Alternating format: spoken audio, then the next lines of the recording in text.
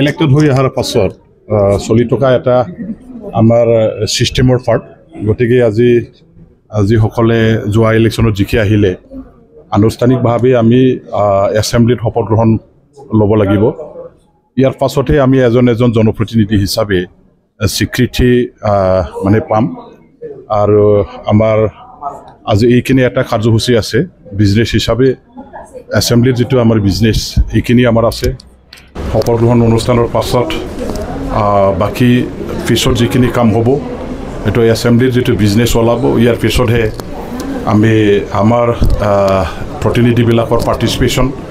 আৰু নিজৰ যিবিলাক মানে কৰ্তব্য সেইখিনি আমি হাতত লৈ পেলাই কাম কৰিব পাৰিম এতিয়া আজি শপত গ্ৰহণ অনুষ্ঠানটো হওক ভালেই ভাল হওক চবেই শপত গ্ৰহণ লৈ ল'ব আৰু আমাৰ এছেম্বলি হিচাপে এতিয়া ষ্ট্ৰং এছেম্বলি যিহেতু আমি পাইছোঁ গতিকে মই ভাবোঁ এইবাৰৰ যিটো আমাৰ চৰকাৰ এই এছেম্বলিখনত আমি আলোচনা বিলোচনা কৰি BTC এটা শক্তিশালী অঞ্চল হিচাপে গঢ়ি তুলিবৰ কাৰণে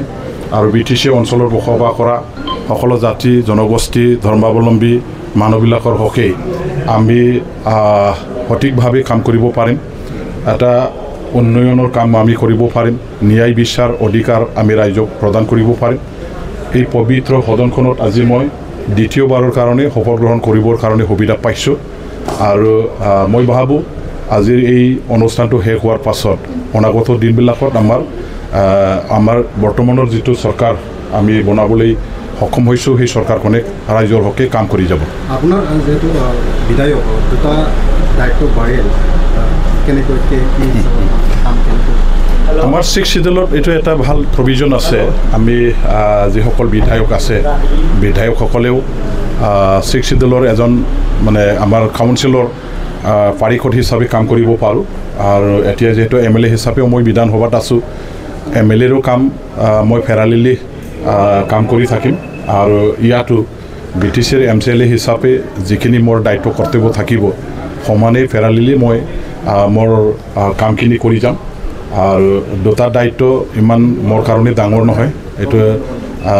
এনেও আমি সদায় ৰাইজৰ মাজত কাম কৰি থাকোঁ আমাৰ অঞ্চলত কাম কৰি থাকোঁ এতিয়া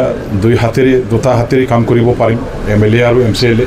গতিকে ৰাইজৰ কাৰণে খুব বেছি ভালকৈ আকৌ কাম কৰিব পাৰিম বুলি মই আশা ৰাখিছোঁ